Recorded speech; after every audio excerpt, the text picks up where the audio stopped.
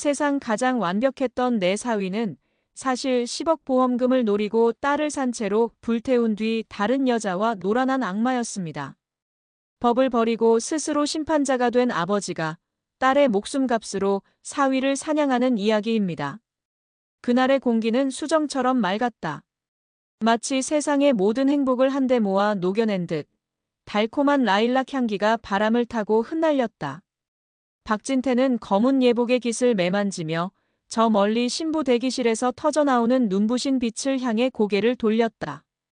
빛의 근원에는 그의 세상 전부인 딸 유진이 앉아 있었다. 순백의 드레스는 마치 봄눈이 내려앉은 목련꽃 같았고 수줍게 빛나는 얼굴은 그 어떤 보석보다도 찬란했다. 진태는 가슴 깊은 곳에서부터 뜨거운 무언가가 울컥 치밀어 오르는 것을 느꼈다. 27.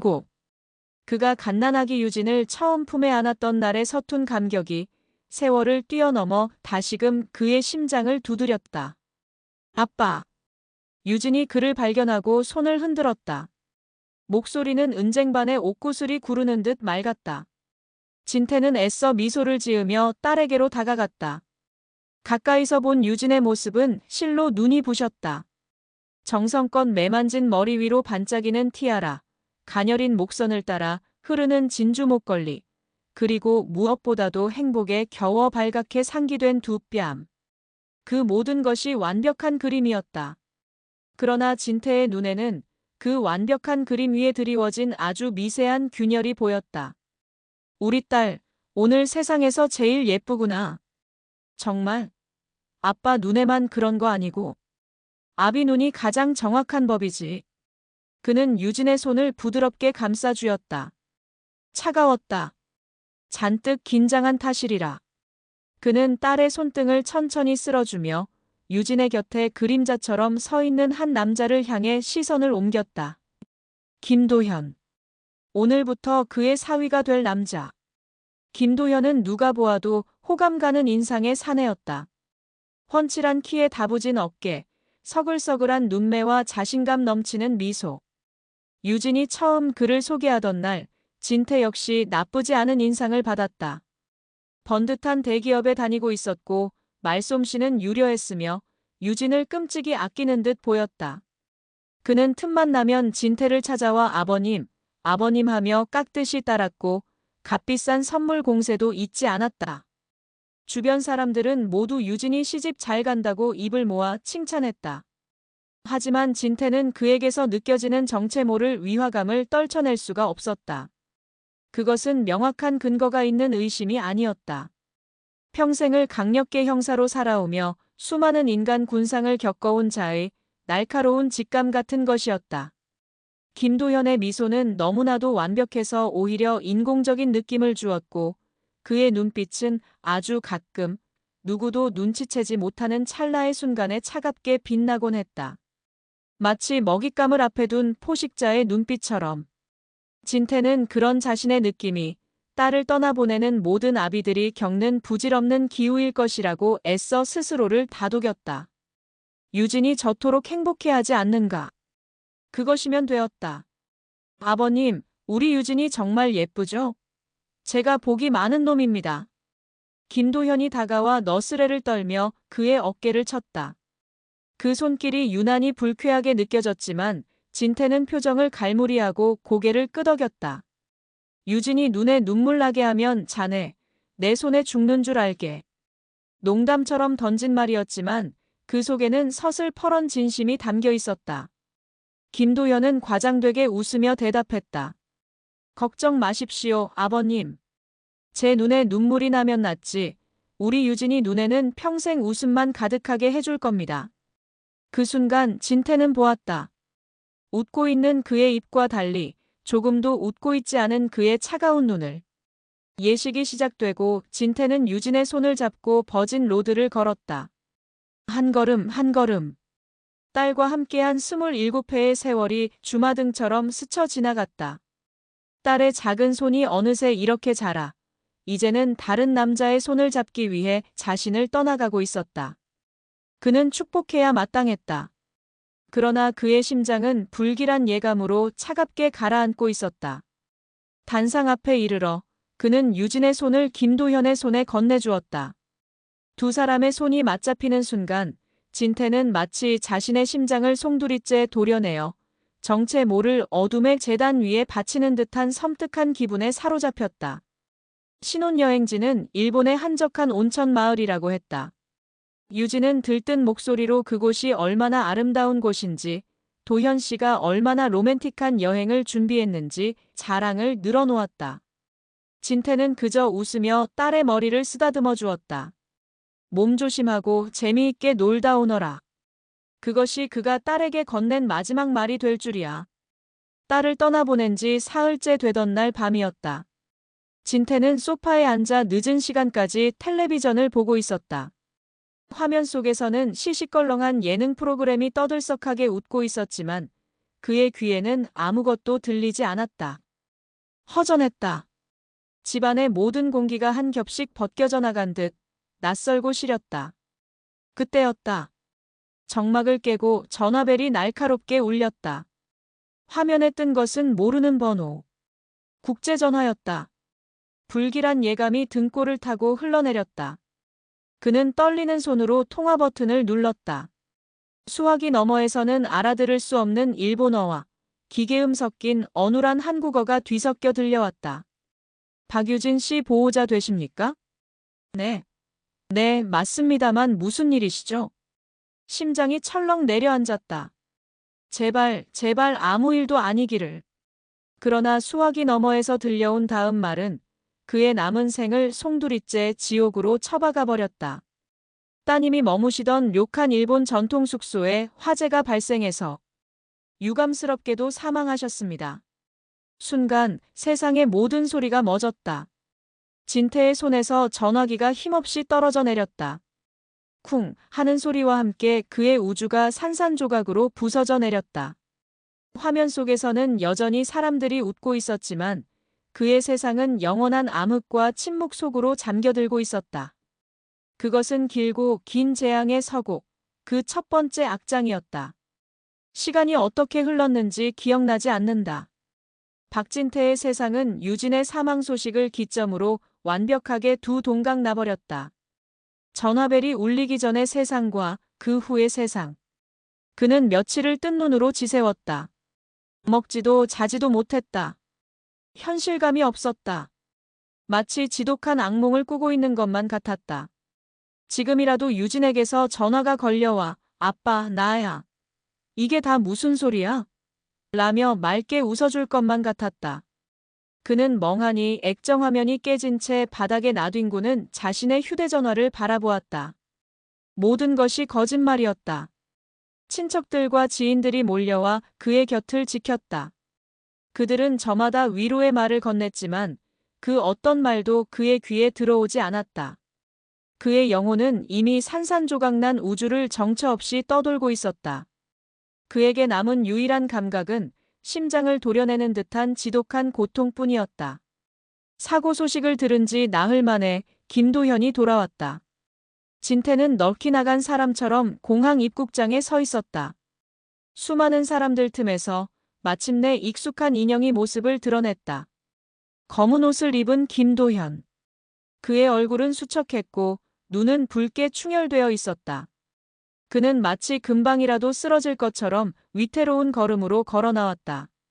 그러나 진태의 눈에 가장 먼저 들어온 것은 그의 품에 안겨 있는 작고 하얀 상자였다. 유골함. 그의 딸, 그의 세상 전부가 저 차갑고 네모난 상자 안에 한 줌의 재로 담겨 있다는 사실이 그의 머리를 거대한 망치로 내리치는 듯했다. 아버님. 김도현은 진태의 앞에 서자마자 들고 있던 유골함을 끌어안은 채 바닥에 무너져 내렸다. 그의 어깨가 격하게 들썩였다. 오열이었다. 주변 사람들이 안타까운 눈길로 그들을 쳐다보았다. 진태는 무릎을 꿇고 통곡하는 사위의 등을 말없이 쓸어주었다.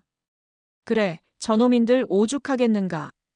세상에서 가장 사랑하는 아내를 잃었는데. 그러나 이상했다. 진태의 마음속에서 아주 작고 차가운 무언가가 고개를 들었다. 슬픔에 잠겨 있어야 할 그의 머리가 냉철하게 상황을 분석하기 시작했다. 평생을 범죄 현장에서 살아온 형사의 본능이 그의 의지와는 상관없이 깨어난 것이다. 김도현의 울음소리에는 무언가 부자연스러운 구석이 있었다. 그것은 심장이 찢어지는 고통 속에서 터져나오는 비명이라기보다는 마치 잘 짜인 연극의 클라이맥스 장면을 연기하는 배우의 절규처럼 느껴졌다. 너무나도 극적이었고 과장되어 있었다. 진태는 자신의 이런 생각을 떨쳐내려 애썼다. 내가 지금 무슨 생각을 하는 거지? 내 딸을 잃은 충격에 정신이 나간 게 틀림없어. 그들은 함께 차를 타고 집으로 돌아왔다. 차 안에서 김도현은 흐느끼며 사고 당시의 상황을 설명하기 시작했다. 제가 잠시 담배를 피우러 나간 사이에 갑자기 불길이 유진이는 깊이 잠들어 있었는데 제가 구하러 들어가려고 했는데 불길이 너무 거세서. 그의 말은 횡설수설, 두서가 없었다. 슬픔에 잠긴 사람의 당연한 모습이었다. 하지만 진태의 귀에는 그 모든 말이 마치 미리 외워둔 대사를 읊는 것처럼 들렸다. 그의 설명 속에는 구체적인 디테일이 없었다. 불이 어디서부터 시작되었는지, 왜 대피하지 못했는지, 그저 갑자기 너무 거세서라는 모호한 표현만이 반복될 뿐이었다. 진태는 본능적으로 느꼈다. 김도현은 지금 사실을 말하고 있는 것이 아니라 이야기를 하고 있다는 것을. 집에 도착해 유진의 유골함을 임시로 마련한 분향소에 안치했다. 유진의 영정사진 속에서 딸은 여전히 세상에서 가장 행복한 미소를 짓고 있었다. 진태는 사진을 보자마자 다시금 무너져 내리는 심장을 부여잡았다. 그는 영정 앞에 주저앉아 소리 없는 눈물을 흘렸다. 그때였다. 거실 한쪽에서 김도현이 누군가와 조용히 통화하는 소리가 들려왔다. 진태는 무심코 고개를 돌렸다. 김도현은 등을 돌린 채 목소리를 낮춰 이야기하고 있었다. 금방이라도 숨이 넘어갈 듯 오열하던 사람이라고는 믿을 수 없을 정도로 그의 목소리는 침착하고 안정되어 있었다. 진태는 귀를 기울였다. 네, 서류는 일본에서 다 처리했습니다. 보험금 청구는 장례식 끝나고 바로 진행할 겁니다. 네, 그럼 그렇게 알고 계십시오. 보험금. 그 단어가 진태의 뇌리에 비수처럼 날아와 박혔다. 아내를 잃은 지 며칠도 되지 않은 남편의 입에서 나올 말은 아니었다. 물론 현실적인 문제를 처리해야 한다는 것은 안다. 하지만 저토록 침착하게, 저토록 사무적으로 보험금 이야기를 할 수 있단 말인가. 통화를 마친 김도현이 몸을 돌리다 영정 앞에서 자신을 쳐다보고 있는 진태의 시선과 마주쳤다. 그의 얼굴에 순간 당황한 기색이 스쳐 지나갔다. 그러나 그것도 잠시, 그는 언제 그랬냐는 듯 다시 슬픔에 잠긴 표정을 지어 보이며 진태에게 다가왔다. 아버님, 이제 우리 유진이 편히 보내줘야죠. 그 순간 진태는 확신했다. 무언가 잘못되었다. 아주 단단히 처음부터 잘못되었다. 저 가면을 쓴 사위의 눈물 뒤에는 딸의 죽음보다 더 끔찍한, 차갑고 추악한 진실이 숨겨져 있다는 것을. 진태는 아무 말 없이 그저 김도현의 얼굴을 뚫어지게 바라보았다. 그의 눈빛은 더 이상 슬픔에 잠긴 아버지의 눈빛이 아니었다. 그것은 희생자의 피냄새를 맡은 늙은 늑대의 눈빛, 결코 진실을 놓치지 않겠다는 강력계 형사의 서늘한 눈빛이었다. 가면을 쓴 사위와 가면을 벗어 던진 아버지의 소리 없는 전쟁. 그 서막이 딸의 영정사진 앞에서 차갑게 오르고 있었다. 유진의 장례식은 쏟아지는 빛 속에서 치러졌다. 하늘도 딸의 죽음을 슬퍼하는 듯 며칠 내내 음울하게 울었다. 장례식장은 조문객들로 가득 찼다. 유진의 친구들은 영정사진을 붙잡고 오열했고 진태의 동료 형사들은 그의 어깨를 두드리며 묵묵히 위로를 건넸다. 그 모든 슬픔의 한가운데 김도현은 완벽한 비련의 주인공처럼 서 있었다. 그는 헬쑥해진 얼굴로 조문객들을 맞았고 유진과의 행복했던 추억을 이야기하며 눈물을 글썽였다. 그의 모습에 사람들은 혀를 차며 안타까워했다. 어쩌면 저렇게 착한 부부에게 새신랑이 너무 안 됐어. 하늘도 무심하시지. 그러나 박진태는 그 모든 풍경을 마치 영혼이 분리된 유체이탈자처럼 무감각하게 지켜보고 있었다. 그의 슬픔은 너무나도 깊어서 눈물조차 나오지 않았다. 대신 그의 머릿속은 차가운 얼음처럼 냉정해졌다. 그는 관찰자가 되었다. 장례식장이라는 무대 위에서 펼쳐지는 이 거대한 비극을 한 발짝 떨어져서 분석하고 있었다. 그의 유일한 관찰 대상은 사위, 김도현이었다. 김도현의 연기는 흠잡을 데 없이 완벽했다. 하지만 평생을 위증과 거짓말을 일삼는 범죄자들을 상대해 온 진태의 눈에는 그 완벽함 속에 숨겨진 미세한 균열들이 보였다. 슬픔에 잠겨 있다가도 아무도 보지 않는 구석에서 아주 잠깐 안도하는 듯한 표정으로 넥타이를 고쳐매는 모습. 조문객들이 건네는 부의금 봉투를 받을 때 그의 눈빛이 찰나의 순간 탐욕스럽게 빛나는 모습. 그리고 무엇보다도 그가 틈만 나면 화장실로 가 누군가와 짧게 통화를 하거나 메시지를 주고받는 모습. 진정한 슬픔에 빠진 사람은 타인에게 자신의 슬픔을 전시할 여력이 없다. 슬픔은 철저히 내면으로 침잠하는 고독한 감정이기 때문이다. 그러나 김도현의 슬픔은 타인의 시선을 강하게 의식하는 철저히 계산된 연기였다. 장례식이 끝나고 텅 빈 집으로 돌아온 날 밤. 진태는 유진의 방으로 들어갔다. 방 안에는 여전히 딸의 채취가 남아있는 듯했다. 화장대 위에 놓인 립스틱, 의자에 아무렇게나 걸쳐진 카디건, 책상 위에 펼쳐진 채 놓여있는 다이어리. 모든 것이 어제 일처럼 생생한데 정작 방의 주인은 이제 세상에 없었다. 그는 딸의 침대에 주저앉아 얼굴을 묻고 소리 없이 흐느꼈다. 한참을 그렇게 울고 난 뒤 그는 결심한 듯 자리에서 일어났다. 지금은 슬픔에 잠겨 있을 때가 아니었다. 딸의 죽음에 얽힌 의혹을 풀어야만 했다. 그것이 아비로서 그리고 형사로서 자신이 딸에게 해줄 수 있는 마지막 도리였다. 그는 유진의 물건들을 하나씩 정리하기 시작했다. 그러다 옷장 가장 깊숙한 곳, 낡은 상자 안에 숨겨져 있던 서류 봉투 하나를 발견했다. 봉투는 꽤 묵직했다. 호기심에 봉투를 열어본 그는 그 자리에서 얼어붙고 말았다. 봉투 안에는 생명보험 계약서라는 글자가 선명하게 박힌 두툼한 서류 뭉치가 들어있었다. 그는 떨리는 손으로 계약서를 펼쳐보았다. 피보험자는 박유진, 계약자는 김도현, 그리고 사망 시 보험금 수령인 역시 김도현으로 되어 있었다. 문제는 보험금 액수였다. 자그마치 10억 원. 평범한 서민 가정의 신혼부부가 감당하기에는 너무나도 거대한 액수였다. 더욱 그를 경악하게 만든 것은 계약 날짜였다. 결혼식을 올리기 불과 일주일 전. 마치 무언가를 미리 계획이라도 한 것처럼 온몸의 피가 차갑게 식는 기분이었다. 의심의 씨앗은 이제 거대하고 흉측한 괴물의 모습으로 그의 마음속에서 자라나고 있었다. 그는 곧바로 자신의 옛 동료이자 지금은 사설 탐정으로 일하고 있는 친구 민석에게 전화를 걸었다. 민석아, 나다. 진태야. 몸은 좀 괜찮냐? 힘내라, 친구야. 부탁할 게 있다.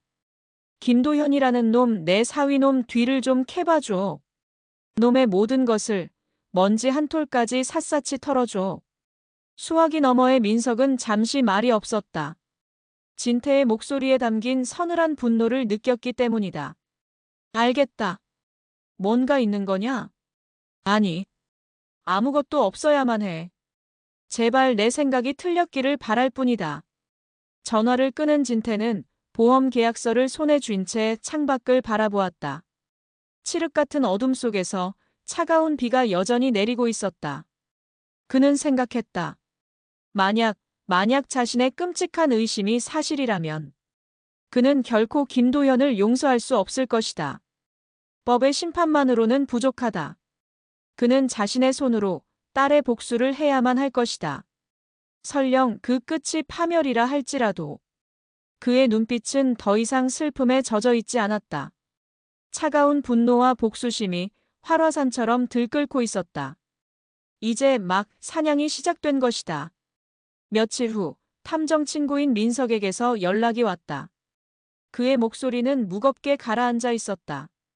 진태야, 지금 만날 수 있나? 전화로 할 이야기는 아닌 것 같다. 박진태는 직감했다. 올 것이 왔구나. 그는 약속 장소인 허름한 뒷골목의 선술집으로 향했다. 비에 젖은 아스팔트 위로 그의 그림자가 길게 늘어졌다. 마주 앉은 민석은 입을 열기 전에 독한 소주를 연거푸 석 잔이나 들이켰다. 그리고는 서류 봉투 하나를 그의 앞으로 내밀었다. 마음 단단히 먹고 봐라, 친구야. 진태는 떨리는 손으로 봉투를 열었다. 그 안에는 김도현이라는 인간의 추악한 민낯이 고스란히 담겨 있었다. 그가 다니던 대기업은 사실 결혼 한 달 전에 이미 권고사직 처리된 상태였다. 이유는 수천만 원에 달하는 공금 횡령. 회사는 그의 장래를 생각해 조용히 덮어주는 조건으로 그를 내보냈던 것이다. 그는 유진에게 이 사실을 철저히 숨긴 채 매일 아침 멀쩡하게 출근하는 척 연기를 해왔다. 더욱 충격적인 것은 그의 재정 상태였다. 그는 주식 투자 실패와 도박으로 인해 감당할 수 없는 빚더미에 올라앉아 있었다. 여러 금융권은 물론 사채에까지 손을 댄 흔적이 발견되었다. 김도현은 벼랑 끝에 몰려 있었다. 그에게는 인생을 역전시킬 한 방이 절실하게 필요했던 것이다. 그리고 그 한 방이 바로 유진의 목숨을 담보로 한 10억 원짜리 생명보험이었던 것이다. 진태는 서류를 쥔 채 부들부들 떨었다. 분노가 머리끝까지 치밀어 올라 눈앞이 아찔했다. 그 개자식. 처음부터 모든 것이 계획된 사기극이었다. 유진의 순수한 사랑을 자신의 탐욕을 채우기 위한 도구로 이용한 것이다. 그는 당장이라도 달려가 김도현의 목을 비틀어버리고 싶었지만 이성적으로 참아냈다. 이것만으로는 부족했다.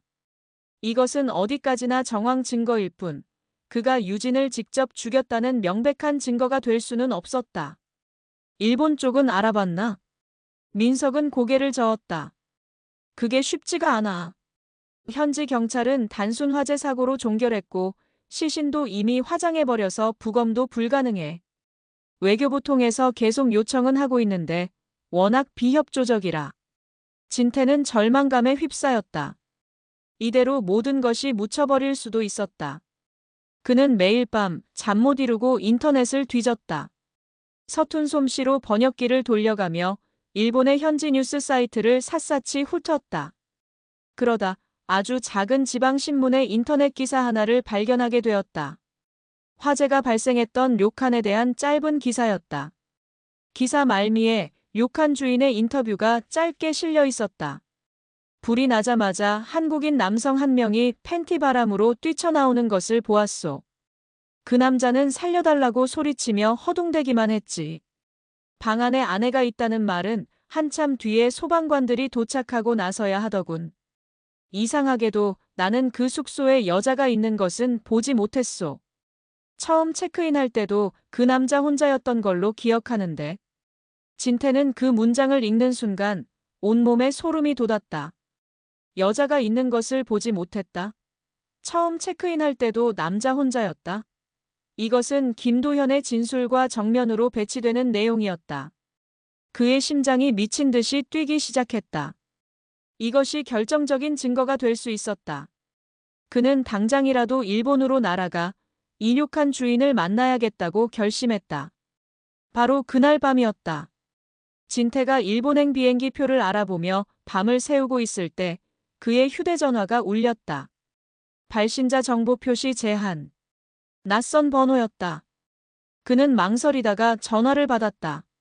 수화기 너머에서는 한참 동안 아무 소리도 들리지 않았다. 그저 누군가의 거친 숨소리만이 희미하게 들려올 뿐이었다. 여보세요?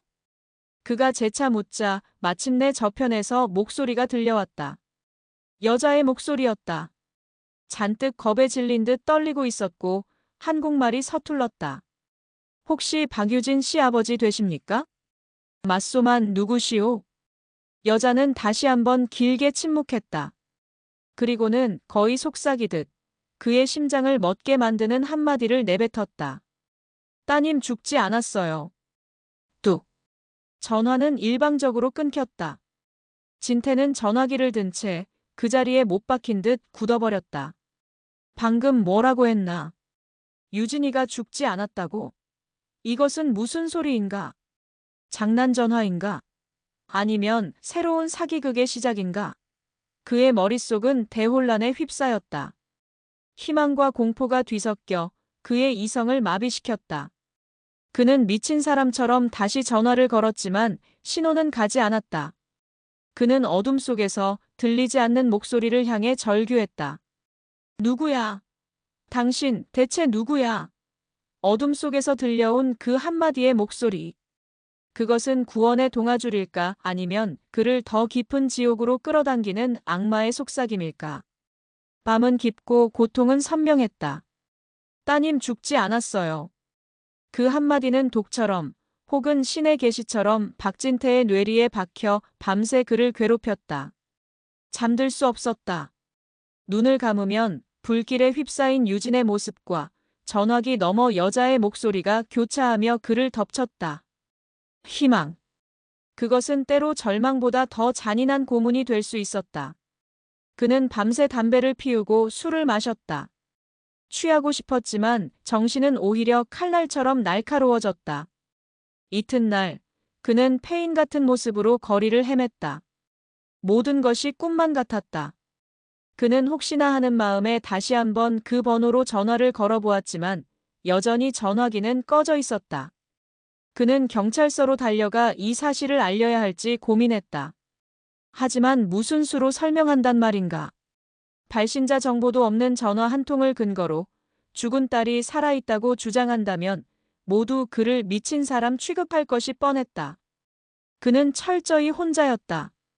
이 거대한 혼돈 속에서 그가 믿을 수 있는 것은 오직 자기 자신뿐이었다. 시간은 지옥처럼 더디게 흘러갔다. 그는 아무것도 할 수 없었다. 그저 멍하니 다시 전화가 걸려오기만을 기다릴 뿐이었다. 식음을 전폐한 그의 몸은 급격히 쇠약해졌지만 그는 배고픔조차 느낄 수 없었다. 그의 모든 신경은 오직 다시 울릴지도 모르는 전화벨 소리에만 집중되어 있었다. 이틀이 지났다. 아무런 연락도 없었다. 진태의 마음속에서 신라 같던 희망의 불씨가 서서히 꺼져가고 있었다. 그래, 역시 장난 전화였을 거야. 누군가 나의 고통을 가지고 악랄한 장난을 친 것이 틀림없어. 혹은 보험금을 노린 또 다른 사기꾼의 접근일지도 모른다. 그는 자조적인 웃음을 흘리며 소파에 깊숙이 몸을 묻었다. 피로가 한꺼번에 몰려왔다. 그는 며칠 만에 처음으로 깊은 잠에 빠져들었다. 얼마나 잤을까? 그는 꿈을 꾸었다. 유진이 나오는 꿈이었다. 꿈속에서 유진은 온통 검은 옷을 입은 채 안개가 자욱한 강가에 서 있었다. 그리고는 슬픈 눈으로 그를 바라보며 아주 희미하게 입을 움직였다. 아빠. 그는 딸의 이름을 부르며 달려가려 했지만 발이 땅에 붙어 떨어지지 않았다. 유진의 모습은 점점 더 멀어져 갔다. 안 돼! 유진아! 그는 비명을 지르며 잠에서 깨어났다.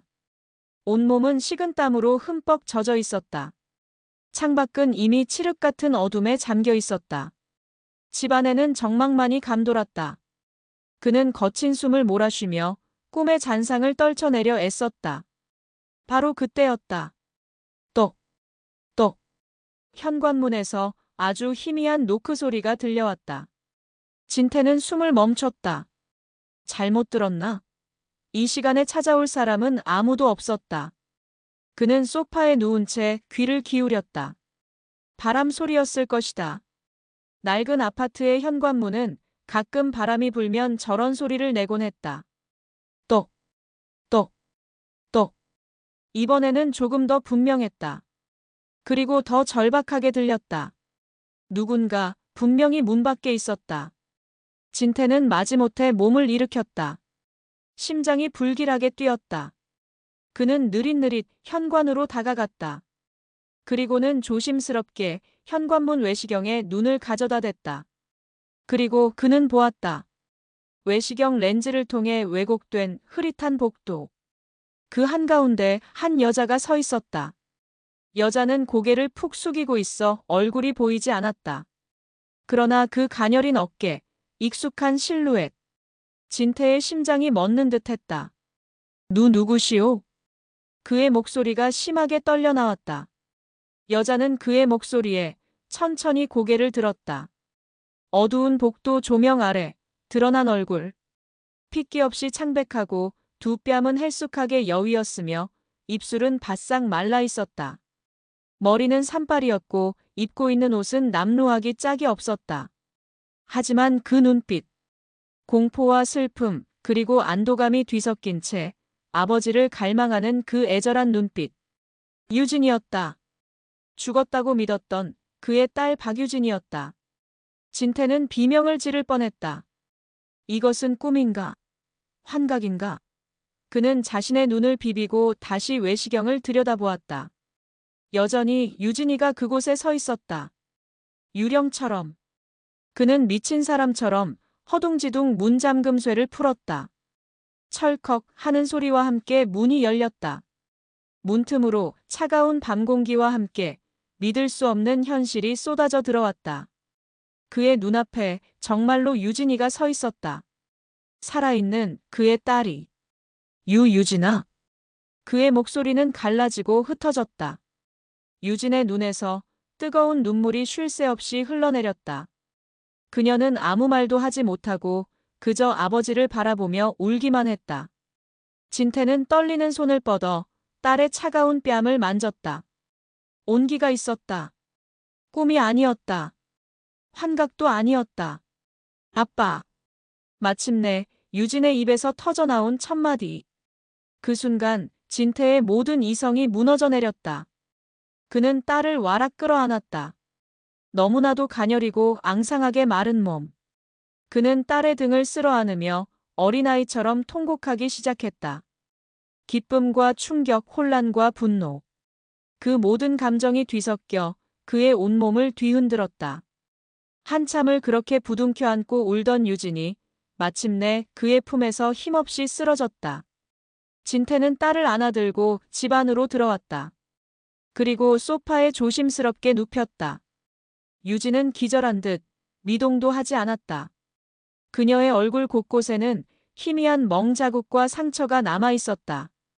진태는 딸의 얼굴을 내려다보며 비로소 이 모든 일의 끔찍한 진실을 어렴풋이 깨닫기 시작했다. 이것은 기적이 아니었다. 이것은 지옥에서 살아 돌아온 자의 처절한 귀환이었다. 그의 눈에서 뜨거운 분노의 눈물이 흘러내렸다. 감히 누가 내 딸을 이 지경으로 만들었는가? 그는 딸의 손을 꼭 잡고 나직이 은졸였다. 복수. 오직 복수뿐이었다. 문을 연 유령은 이제 가장 잔혹한 복수의 서막을 알리는 전령이 되어 돌아온 것이다. 얼마나 지났을까? 희미한 새벽빛이 창문을 통해 스며들 무렵 유진이 긴 신음과 함께 눈을 떴다. 그녀는 낯선 천장을 보며 잠시 혼란스러워하다가 이내 자신이 아버지의 집, 세상에서 가장 안전한 장소로 돌아왔음을 깨달았다. 밤새 딸의 곁을 지키던 박진태는 유진이 깨어난 것을 보고 그녀의 손을 꼭 잡았다. 괜찮다, 유진아. 이제 괜찮아. 아빠 여기 있다. 그 말에 유진의 눈에서 다시 한번 뜨거운 눈물이 흘러내렸다. 그 눈물은 공포와 서러움, 그리고 마침내 살아남았다는 안도감이 뒤섞인 복잡한 감정의 응어리였다. 진태는 딸을 재촉하지 않았다. 그는 따뜻한 죽을 끓여와 숟가락으로 직접 떠먹여 주었다. 유진은 어린아이가 된 것처럼 아버지가 주는 죽을 힘겹게 받아 삼켰다. 온기가 몸에 퍼지자 비로소 그녀의 입술이 천천히 열리기 시작했다. 그녀의 증언은 상상 그 이상의 지옥도였다. 그날 밤 도현 씨가 온천 후에 마시라며 따뜻한 차를 한 잔 줬어요.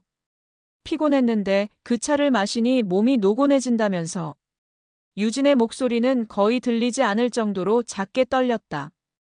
그녀는 그 차를 마시고 깊은 잠에 빠져들었다고 했다. 그리고 다시 눈을 떴을 때 그녀는 료칸의 푹신한 이불 위가 아니었다. 차갑고 눅눅한 흙바닥. 사방은 칠흑 같은 어둠에 잠겨 있었고 퀴퀴한 곰팡이 냄새가 코를 찔렀다. 손과 발은 굵은 밧줄로 단단히 묶여 있었고 입에는 재갈이 물려 있었다. 버려진 창고 같은 곳이었다. 그녀가 공포에 질려 몸부림치고 있을 때 창고 문이 열리며 두 사람의 인형이 들어왔다. 한 명은 김도현. 그리고 다른 한 명은 낯선 여자였다. 날카로운 눈매와 독사 같은 분위기를 풍기는 처음 보는 여자. 김도현은 그녀를 수환이라고 불렀다. 깼어, 자기야. 약효가 생각보다 빨리 떨어졌네. 김도현의 목소리는 그녀가 알던 다정한 남편의 목소리가 아니었다. 낯설고 차가운 소름 끼치는 음성이었다. 유진은 입이 막힌 채 필사적으로 눈빛으로 물었다. 이게 무슨 짓이에요? 왜 이래요? 김도현은 그녀 앞에 쪼그리고 앉아 마치 벌레를 보듯 경멸 어린 시선으로 그녀를 내려다보며 말했다. 유진아, 넌 너무 착하고 순진해서 탈이야. 이 험한 세상 살기에는 너무 깨끗했지. 하지만 걱정 마. 내 몫까지 내가 아주 잘 살아줄 테니까. 내 이름으로 남겨질 그 돈으로 말이야. 그는 유진의 뺨을 두어 번 가볍게 치고는 수환이라는 여자와 함께 창고를 나갔다. 그 후로 얼마나 시간이 흘렀을까? 유진은 굶주림과 갈증, 그리고 극심한 공포 속에서 서서히 죽어가고 있었다. 그러던 어느 순간 저 멀리서 희미하게 불빛이 보이고 무언가 타는 냄새가 나기 시작했다. 그녀가 머물던 료칸 쪽이었다. 불길은 순식간에 거세졌고 밤하늘을 붉게 물들였다. 유진은 그제야 깨달았다. 김도현이 꾸민 끔찍한 계획의 전모를. 그는 자신을 이곳에 감금한 뒤 료칸에 불을 질러 자신이 불타 죽은 것처럼 위장한 것이다. 그렇다면 료칸 안에서 불타고 있는 것은 누구란 말인가? 그 생각에 이르자 유진은 위액이 역류하는 듯한 끔찍한 구역질을 느꼈다. 그로부터 또 며칠이 흘렀다. 그녀는 거의 의식을 잃어가고 있었다. 이대로 굶어 죽는구나 체념하고 있을 무렵 창고 문이 다시 열렸다. 이번에는 수환이라는 여자 혼자였다. 그녀의 손에는 빵과 물이 들려 있었다. 하지만 그녀의 눈빛은 이전보다 더욱 차갑고 살벌했다. 수환은 유진의 입에 물린 재갈을 풀어주었다. 그리고는 경멸과 질투가 뒤섞인 목소리로 속삭였다. 김도현 그 개자식이 날 배신했어.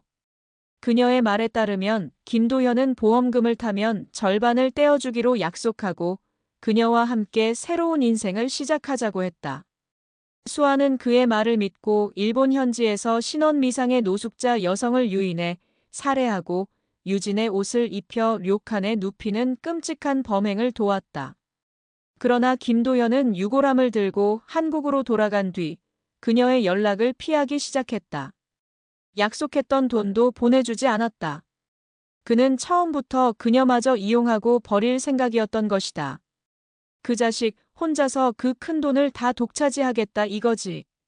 어림없어. 수환의 눈이 뱀처럼 번뜩였다. 내가 가만히 당할 것 같아? 내가 무너지면 그놈도 같이 무너져야지. 너 살고 싶지? 수환은 유진에게 거래를 제안했다. 그녀가 유진을 풀어주는 대신 유진은 한국으로 돌아가 김도현의 범행을 세상에 알려야 한다는 것. 김도현을 사회적으로 매장시켜버리자는 독이 든 복수 계획이었다. 수아는 유진에게 최소한의 여비와 함께 자신의 연락처를 알려주었다. 김도현이 콩밥을 먹게 되는 날 다시 연락해. 그럼 그놈 통장에 있던 돈을 어떻게 내 것으로 만들 수 있는지 알려줄 테니. 그녀는 마지막까지 자신의 이익을 챙기는 것을 잊지 않았다. 유진의 증언이 끝나자 방 안에는 무거운 침묵이 내려앉았다. 박진태는 딸의 이야기를 듣는 내내 단 한마디도 하지 않았다. 그의 얼굴은 감정이 사라진 가면처럼 굳어 있었다. 하지만 그의 두 눈은 지옥의 불길처럼 이글거리고 있었다. 그는 딸의 이마에 흐르는 식은땀을 조용히 닦아주었다. 그리고는 아주 나지막이 그러나 강철보다도 단단한 목소리로 말했다. 유진아, 이제 아무 걱정하지 마라. 지금부터는 아빠가 할 일이다. 그의 목소리에는 슬픔이나 연민이 담겨 있지 않았다. 오직 차갑고 무자비한 심판의 의지만이 서려 있었다. 그는 딸에게 따뜻한 이불을 덮어주고 조용히 방을 나왔다. 그리고는 자신의 방에서 수십 년간 잠들어 있던 낡은 권총을 꺼내 들었다. 차가운 쇠붙이의 감촉이 그의 분노를 더욱 선명하게 일깨웠다. 법, 정의, 그런 것들은 이제 그에게 아무런 의미도 없었다. 그는 이제 법의 집행관이 아닌 복수의 화신이었다. 박진태는 밤새 한숨도 자지 않았다. 그의 머릿속은 복잡한 회로처럼 수만 가지의 생각들이 얽히고 설켜 있었다. 권총을 들고 당장 김도현에게 달려가고 싶은 충동이 몇 번이고 그의 목을 조여왔지만 그는 가까스로 이성의 끈을 붙잡았다. 충동적인 복수는 어리석은 짓이다. 그것은 김도현이라는 악마에게 너무나도 쉽고 편안한 죽음을 선물하는 것일 뿐. 그는 김도현이 유진에게 주었던 것과 똑같은, 아니, 그보다 더한 고통과 절망을 맛보게 해주고 싶었다. 서서히, 아주 서서히 숨통을 조여 스스로 파멸의 길을 걷게 만들 것이다.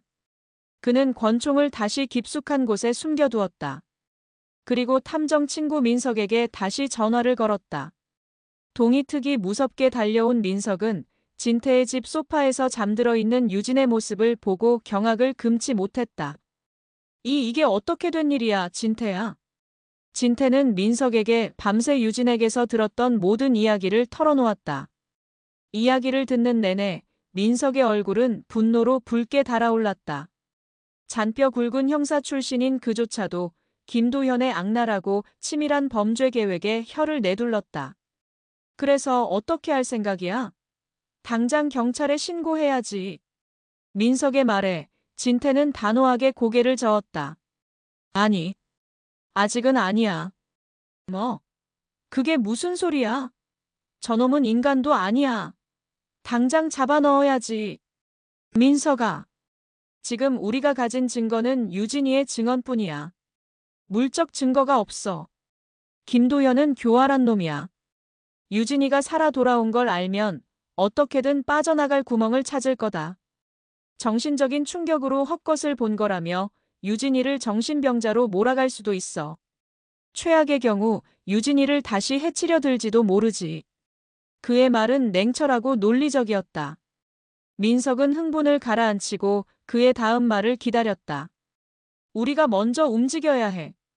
김도현과 수환, 그 두 놈이 서로를 물어뜯게 만들어야 한다.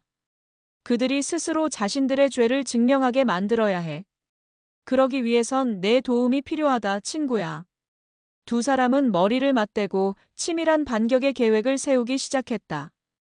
첫 번째 단계는 김도현을 심리적으로 완벽하게 고립시키고 압박하는 것. 유진이 살아있다는 사실을 그놈만 알게 만드는 것이다. 세상 모든 사람이 유진이 죽었다고 믿는 상황에서 혼자서 유령의 공포에 시달리게 만들어 스스로 무너지게 만드는 전략이었다. 일단 유진이는 당분간 이 집에 숨어 있어야 해. 절대 외출해서는 안 된다. 그리고 김도현에게 아주 조금씩 유진이가 살아있다는 흔적을 흘리는 거야. 진태는 유진이 일본에서 돌아올 때 가져온 낡은 가방을 가리켰다. 가방 안에는 수환이 준 일본 돈 몇 푼과 낡은 휴대전화가 들어있었다.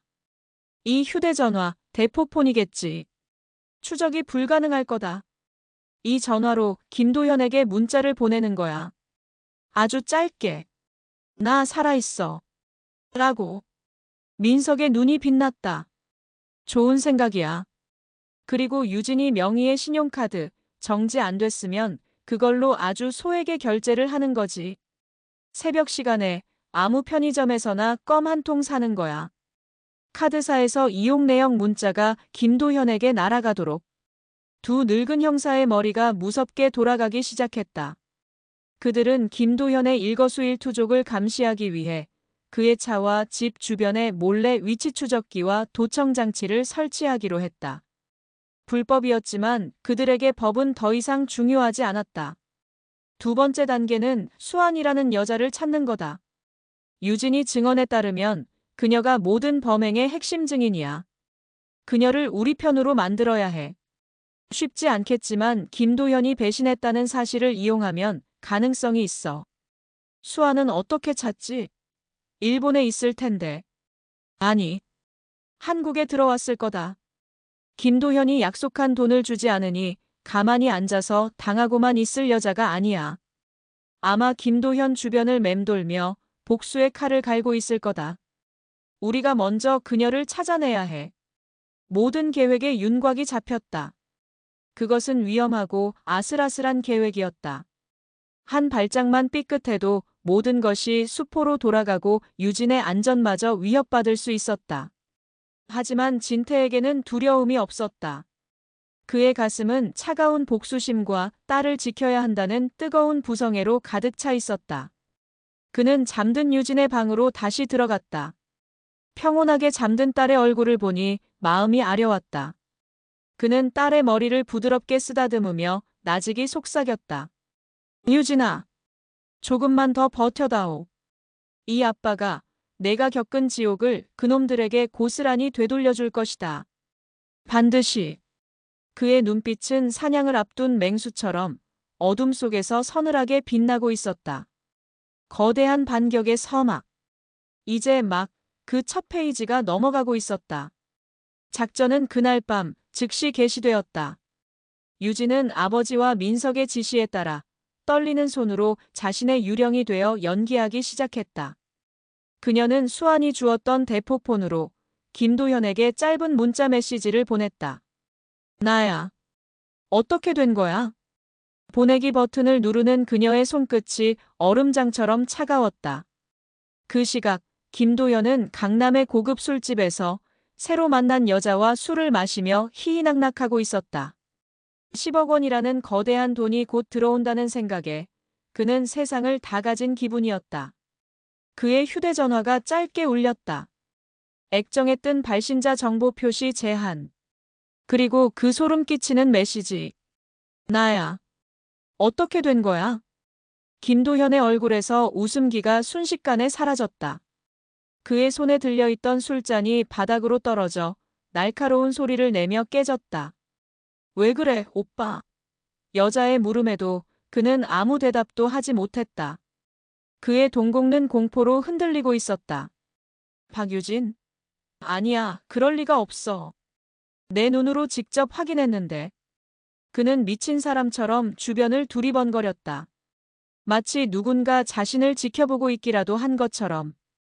그는 황급히 자리에서 일어나 비틀거리며 술집을 빠져나왔다. 진태와 민석은 김도현의 차에 설치해둔 도청장치를 통해 그의 모든 반응을 실시간으로 듣고 있었다. 젠장. 누구야? 어떤 새끼가 장난치는 거야? 차 안에서 홀로 고함을 치는 그의 목소리에는 명백한 공포가 서려 있었다. 첫 번째 미끼는 성공이었다. 이튿날 새벽 두 번째 덫이 놓였다. 유진은 아버지가 건네준 모자와 마스크로 얼굴을 가린 채 집에서 멀리 떨어진 24시간 편의점으로 향했다. 그리고 자신의 명의로 된 신용카드로 껌 한 통을 샀다. 결제 금액 1,000원. 아침이 되자 김도현의 휴대전화로 카드 승인 내역 문자가 날아갔다. 박유진님 카드 승인 일시불 1,000원. 김도현은 문자를 확인하는 순간 비명을 질렀다. 어젯밤의 문자는 장난이라고 치부할 수 있었다. 하지만 이것은 달랐다. 죽은 사람의 카드가 어떻게 사용될 수 있단 말인가. 그의 이성이 서서히 마비되기 시작했다. 그는 당장 카드사로 전화를 걸어 카드 분실 신고를 하고 거래를 정지시켰다. 하지만 이미 그의 마음속에 피어난 의심과 공포의 씨앗은 걷잡을 수 없이 자라나고 있었다. 진태와 민석은 김도현의 집 주차장에 세워둔 차 안에서 그의 모든 것을 감시했다. 그는 며칠 동안 집 밖으로 한 발짝도 나오지 않았다. 그는 커튼을 굳게 닫아 걸고 집 안에서 술만 마셔댔다. 도청장치를 통해 들려오는 그의 목소리는 거의 광기에 가까웠다. 그는 허공에 대고 욕을 하다가 갑자기 유진의 이름을 부르며 울부짖기도 했다. 유진아! 죽었으면 곱게 죽을 것이지. 왜 나타나서 날 괴롭히는 거야? 심리적으로 완전히 코너에 몰린 김도연은 마침내 예상했던 행동을 하기 시작했다. 바로 공범인 수환에게 연락을 취한 것이다. 그는 아마 수환이 자신을 속였거나 무언가 실수를 저질렀다고 의심하기 시작한 것이다. 수환, 너지? 너 나한테 무슨 짓을 한 거야? 도청장치를 통해 들려오는 그의 다급한 목소리에 진태와 민석은 서로를 마주보며 회심의 미소를 지었다. 드디어 꼬리가 잡혔다. 수환의 목소리는 차갑고 냉소적이었다. 무슨 소리야? 돈은 언제 줄 건데? 약속 날짜가 벌써 한참 지났잖아. 돈은 무슨 놈의 돈? 박유진, 그 여자 살아있는 거지. 내가 일부러 살려준 거지. 그렇지 않고서야 이런 일이 일어날 수가 없어. 미쳤구나, 너. 겁먹어서 헛것이 보이는 거겠지. 돈 주기 싫어서 별의별 핑계를 다 대는군. 두 사람의 대화는 격렬한 싸움으로 번졌다. 그들은 서로를 비난하고 욕설을 퍼부었다. 그 과정에서 그들의 범행에 대한 구체적인 내용들이 조금씩 흘러나왔다. 일본에서 노숙자 여성을 어떻게 구했는지, 약물은 무엇을 사용했는지, 서로의 역할은 무엇이었는지. 진태와 민석은 모든 대화를 빠짐없이 녹음했다. 이것은 김도현과 수환을 한 번의 지옥으로 보낼 수 있는 결정적인 증거였다. 진태는 주먹을 불끈 쥐었다. 가슴속에서 뜨거운 무언가가 치밀어 올랐다. 이것은 단순한 증거가 아니었다. 딸이 겪었을 끔찍한 고통의 조각들이었다. 그는 녹음 파일을 들으며 이가 갈리는 분노를 느꼈다. 이제 이 덫에 걸린 짐승들을 사냥할 시간이었다. 김도현은 미쳐가고 있었다. 유진의 유령은 보이지 않는 거미줄처럼 그의 숨통을 서서히 그리고 확실하게 조여오고 있었다. 그는 밤마다 악몽에 시달렸다. 꿈속에서 유진은 피를 흘리며 나타나 그의 목을 조르며 속삭였다. 왜 그랬어? 왜 나를 죽였어? 그는 비명을 지르며 잠에서 깼고 식은땀에 흠뻑 젖은 채 동이 틀 때까지 공포에 떨어야 했다. 그의 완벽했던 가면은 완전히 벗겨져 내렸다. 그는 더 이상 주변 사람들의 시선을 신경 쓰지 않았다. 술에 취해 길거리에서 행패를 부리다가 경찰서에 연행되기도 했고 밤중에 유진의 무덤을 찾아가 제발 나타나지 말라며 울부짖는 기행을 벌이기도 했다. 사람들은 그가 아내를 잃은 충격으로 실성했다고 혀를 찼지만 진태는 알고 있었다. 저것은 슬픔이 아니라 죄책감과 공포가 만들어낸 광기라는 것을. 심리적으로 완전히 무너진 김도연은 오직 수환에게만 집착적으로 매달렸다. 그는 수환이 이 모든 일의 원흉이라고 굳게 믿고 있었다. 그는 하루에도 수십 번씩 수환에게 전화를 걸어 욕설을 퍼붓고 협박을 했다. 내가 내 돈을 가로채려고 이딴 짓을 벌이는 거 다 알아. 당장 내 앞에 나타나지 않으면 내가 너부터 죽여버릴 거야. 진태와 민석은 도청장치를 통해 두 악마의 관계가 완전히 파탄나고 있음을 확인했다. 수환 역시 김도현의 광기 어린 집착에 지쳐가고 있었다. 그녀의 목소리에도 점점 불안과 초조함이 묻어나왔다. 그만 좀 해. 나도 죽겠다고. 내가 일 처리만 제대로 했어도 이런 일은 없었잖아. 뭐? 내 탓이라고? 시체 바꿔치기 하자고 먼저 꼬드긴 게 누군데. 그래서 이제 와서 내 탓만 하겠다? 좋아, 어디 한번 해보자고. 내가 경찰서에 가서 다 불어버리면 너나 나나 같이 끝장이야. 알기나 해. 두 사람은 서로의 약점을 물고 늘어지며 진흙탕 싸움을 벌였다. 그들의 대화는 한편의 막장 드라마보다 더 추악하고 노골적이었다. 진태는 그들의 대화를 녹음하며 차갑게 생각했다. 악마들은 위기의 순간에 가장 먼저 서로를 물어뜯는 법이다. 마침내 민석이 수환의 은신처를 찾아냈다. 그녀는 김도현의 눈을 피해 서울 외곽의 허름한 오피스텔에 숨어 지내고 있었다.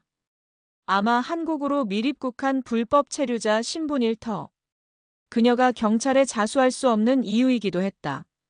진태는 결심했다. 이제 수환을 직접 만날 시간이었다. 그는 민석에게 말했다. 나 혼자 가겠다. 넌 밖에서 대기하고 있어. 혹시 모를 사태에 대비해서.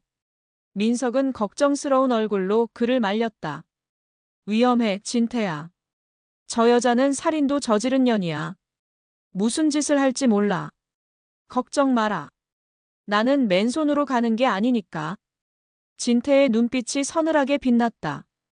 그가 말하는 무기는 권총이 아니었다. 그것은 수환이라는 악마의 가장 깊은 욕망과 공포를 파고들 날카로운 심리적 칼날이었다. 그는 김도현과 수환의 통화 녹음 파일 중에서 가장 결정적인 부분만을 편집했다. 김도현이 수환을 죽여버리겠다고 협박하는 부분, 그리고 보험금을 혼자 독차지하기 위해 처음부터 수환을 이용했을 뿐이라는 사실을 암시하는 혼잣말. 이것을 수환에게 들려줄 생각이었다. 그녀의 분노와 배신감을 극대화시켜 김도현에게서 완전히 등을 돌리게 만들려는 계획이었다. 그는 오피스텔로 향하는 차 안에서 거울에 비친 자신의 얼굴을 보았다. 며칠 사이에 10년은 더 늙어버린 초췌한 얼굴. 하지만 그 눈빛만은 젊은 시절 범죄자들을 취조하던 형사의 눈빛 그대로 형형하게 빛나고 있었다. 균열이 가기 시작한 악마들의 세계. 이제 그가 할 일은 그 균열의 틈을 비집고 들어가 그들의 세계를 완전히 산산조각 내버리는 것이었다. 그는 마지막 남은 담배에 불을 붙여 깊게 빨아들였다. 심판의 시간이 코앞으로 다가오고 있었다. 수환의 오피스텔은 좁고 어두웠다. 창문은 두꺼운 암막 커튼으로 가려져 있었고 방 안에는 곰팡내와 싸구려 향수 냄새가 뒤섞여 있었다. 박진태는 문을 열어준 수환과 마주섰다. 사진으로 본 것보다 훨씬 더 날카롭고 도끼 있는 인상이었다. 그녀는 갑작스러운 방문객의 등장에 경계심을 드러내며 손에 작은 과도를 쥔 채 그를 노려보았다. 누구야, 당신? 진태는 조금도 당황하지 않고 자신의 신분을 밝혔다. 박유진 아버지요. 그 말에 수환의 동공이 미세하게 흔들렸다. 그러나 그녀는 이내 냉정을 되찾고 비웃음을 흘렸다.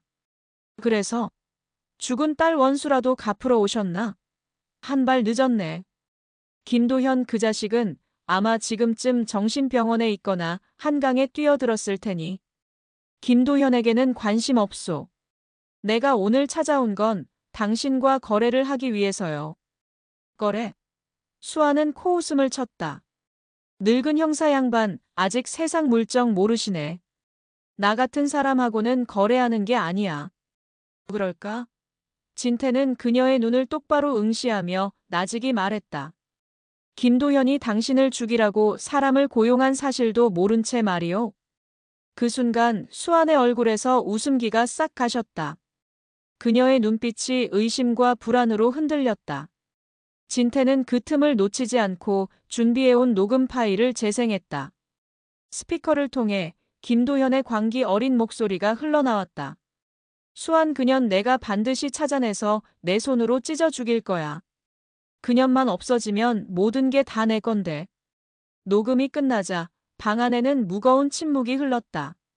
수환의 얼굴은 새하얗게 질려 있었다. 그녀는 김도현의 배신을 어렴풋이 짐작은 했지만 그가 자신을 죽일 계획까지 세웠다는 사실은 몰랐던 것이다. 진태는 결정타를 날렸다. 김도현은 지금 당신에게 모든 죄를 뒤집어 씌울 준비를 하고 있소. 당신이 유진이를 납치하고 일본에서 노숙자를 살해했으며 자신은 그저 협박에 못 이겨 돈을 붙였을 뿐이라고 주장할 계획이지. 불법 체류자인 당신은 아무런 반박도 하지 못한 채 모든 걸 뒤집어 쓰게 될 거요. 아마 무기징역을 받게 되겠지. 수환의 손에 들려있던 과도가 바닥으로 떨어졌다. 쨍 하는 날카로운 소리와 함께 그녀의 마지막 자존심도 함께 부서져 내렸다. 그녀는 바닥에 주저앉아 두 손에 얼굴을 묻었다. 진태는 그녀 앞에 다가가 마지막 제안을 건넸다. 그의 목소리는 차가웠지만 그 안에는 거부할 수 없는 힘이 담겨 있었다. 당신 앞에 이제 길은 두 가지요. 하나는 이대로 김도현에게 모든 걸 뒤집어 쓰고 감옥에서 평생을 썩는 것. 그리고 나머지 하나는.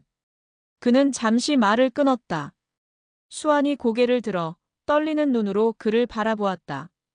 나와 손을 잡고 김도현을 지옥으로 보내는 거요. 당신이 가진 모든 증거를 나에게 넘기고 법정에서 모든 사실을 증언하시오. 그럼 내가 당신의 형량을 최대한 줄여주겠소. 살인죄는 피할 수 없겠지만 적어도 무기징역은 면하게 해주지. 이것이 내가 당신에게 베푸는 마지막 자비이자 유일한 거래요. 수아는 한참 동안 말이 없었다. 그녀의 머릿속에서는 천국과 지옥을 오가는 계산이 쉴 새 없이 이루어지고 있을 터였다. 김도현에 대한 증오, 자신의 미래에 대한 불안, 그리고 눈앞에 이 늙은 형사에 대한 알 수 없는 두려움. 진태는 그녀를 재촉하지 않고 묵묵히 그녀의 대답을 기다렸다. 창밖은 이미 어둠이 짙게 깔려 있었다. 길고 긴 침묵 끝에 마침내 수환이 입을 열었다. 그녀의 목소리는 모든 것을 체념한 듯 힘없이 갈라져 나왔다. 내가 뭘 하면 되죠? 그 순간 진태는 이 길고 긴 싸움의 끝이 보이기 시작했음을 직감했다. 악마와의 거래는 성립되었다. 이제 남은 것은 가장 거대한 악마의 심장에 심판의 칼을 꽂아 넣는 일뿐이었다. 그는 오피스텔을 나오며 밤하늘을 올려다보았다. 구름 사이로 희미한 달빛이 비치고 있었다. 마치 하늘에서 유진이가 그를 내려다보며 응원이라도 해주는 것만 같았다. 심판의 그림자가 마침내 악마의 도시 위로 길게 드리워지고 있었다. 수환이 은신하던 오피스텔을 나온 박진태는 곧장 민석이 대기하고 있던 차에 올라탔다. 그의 얼굴은 포커페이스처럼 아무런 감정도 드러내지 않았지만 민석은 그의 눈빛 속에 담긴 폭풍을 읽을 수 있었다. 어떻게 됐어? 민석의 물음에 진태는 짧게 대답했다. 미끼를 물었다. 그들은 수환을 데리고 인적이 드문 외곽에 위치한 민석의 비밀 사무실로 향했다. 그곳은 낡은 창고를 개조한 곳으로 외부에서는 그 누구도 안을 들여다볼 수 없었다. 방음 시설까지 완벽하게 갖춰진 그들만의 작은 요새였다. 그곳에서 본격적인 거래가 시작되었다. 수아는 더 이상 도끼를 품지 않았다. 김도현이 자신을 죽이려 했다는 사실을 알게 된 이상 그녀에게 남은 선택지는 많지 않았다. 그녀는 살아남아야 했고 그러기 위해서는 눈앞에 이 늙은 형사의 손을 잡는 수밖에 없었다. 그녀는 자신이 가진 모든 것을 쏟아내기 시작했다. 그것은 단순한 자백이 아니었다. 김도현이라는 악마의 실체를 낱낱이 해부하는 한편의 끔찍한 보고서였다. 그녀의 증언에 따르면 김도현과 그녀의 인연은 아주 오래전부터 시작되었다. 두 사람은 과거 같은 회사에 다녔던 사이로 그때부터 내연 관계를 유지해왔다. 김도현은 회사 공금을 횡령하다 발각되어 쫓겨난 이후 수환에게 기생하며 살아왔다. 그는 언제나 한 방에 인생을 역전시킬 달콤한 꿈을 꾸었고 마침내 박유진이라는 가장 순수하고 완벽한 사냥감을 찾아낸 것이다. 처음부터 계획된 접근이었어요. 수환의 목소리는 건조했다. 그놈은 박유진의 배경을 철저히 조사했어요. 아버지가 퇴직한 형사라는 것, 모아둔 재산이 꽤 있다는 것, 그리고 무엇보다 딸에 대한 사랑이 맹목적이라는 것까지도요. 그놈에게 박유진은 사랑의 대상이 아니라 완벽한 조건의 사업 아이템이었을 뿐이에요. 수아는 그들의 범행 계획을 상세히 털어놓았다. 결혼 전부터 거액의 생명보험에 가입하는 것, 신혼여행지를 일부러 한국과 가깝고 치안이 허술한 일본의 시골 마을로 정하는 것, 그리고 현지에서 범행 대상을 물색하는 것까지. 모든 것이 김도현의 머릿속에서 설계된 치밀한 각본이었다. 수환의 역할은 일본 현지에서 시체를 구해오는 것이었다. 그녀는 통역을 가장해 가난한 동남아 출신 노동자들이 모여 사는 지역을 뒤졌다. 그러다 가족도 없이 홀로 일본에 와 공장에서 일하다가 병을 얻어 길거리에 나앉게 된 한 여성을 발견했다. 다나카 유미라는 이름의 20살 남짓한 가녀린 여성이었다. 수아는 그녀에게 접근해 좋은 일자리를 소개해주겠다며 유인했다. 그리고는 감기약이라고 속여 강력한 수면제가 든 음료를 건넸다. 진태는 수아의 이야기를 듣는 내내 주먹을 너무 꽉 쥔 나머지 손톱이 손바닥을 파고들어 피가 배어 나왔다. 딸을 향한 분노만큼이나 아무 이유도 없이 희생된 그 낯선 이국의 여성에 대한 연민이 그의 가슴을 후벼 팠다. 수아는 증거물들을 꺼내놓았다. 그녀는 김도현을 믿지 못해 자신을 보호할 목적으로 모든 것을 기록해두었던 것이다. 두 사람이 나눈 대화가 담긴 녹음 파일, 범행 계획을 암시하는 이메일, 일본에서 함께 찍은 사진들, 그리고 김도현이 그녀에게 성공하면 절반을 주겠다고 직접 서명한 각서까지. 그것은 그들의 범죄를 증명할 악마의 계약서였다. 모든 증거를 확보한 민석은 아는 변호사에게 연락해 수안의 자수 절차를 진행했다. 변호사는 수안의 증언과 증거를 검토한 뒤 수사협조와 정상 참작을 통해 형량을 최대한 낮출 수 있을 것이라고 말했다. 모든 법적 절차가 일사천리로 진행되었다. 이제 남은 것은 김도현을 덫으로 유인하는 일뿐이었다. 진태는 수안에게 마지막 임무를 주었다. 김도현에게 전화를 거시오. 당신이 그가 찾던 결정적인 증거를 손에 넣었다고. 결정적인 증거라니요? 일본 현지 경찰이 화재 현장에서 발견된 시신이 박유진이 아닐 수도 있다는 증거를 찾아냈다고 말이오.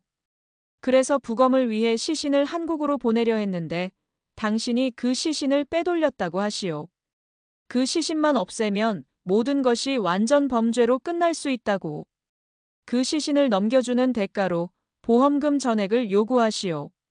그것은 김도현이 거부할 수 없는 치명적인 미끼였다. 그에게는 유진이 살아있다는 공포보다 완전 범죄가 실패할 수도 있다는 공포가 더 클 터였다. 수아는 진태의 완벽한 시나리오에 혀를 내둘렀다. 그녀는 잠시 망설이다가 이내 고개를 끄덕였다. 그녀 역시 김도현이 가장 고통스러운 방식으로 무너지기를 바라고 있었다. 수아는 진태가 지켜보는 앞에서 김도현에게 전화를 걸었다.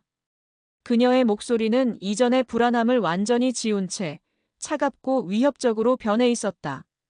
김도현. 마지막 거래를 하자. 내일 저녁 8시.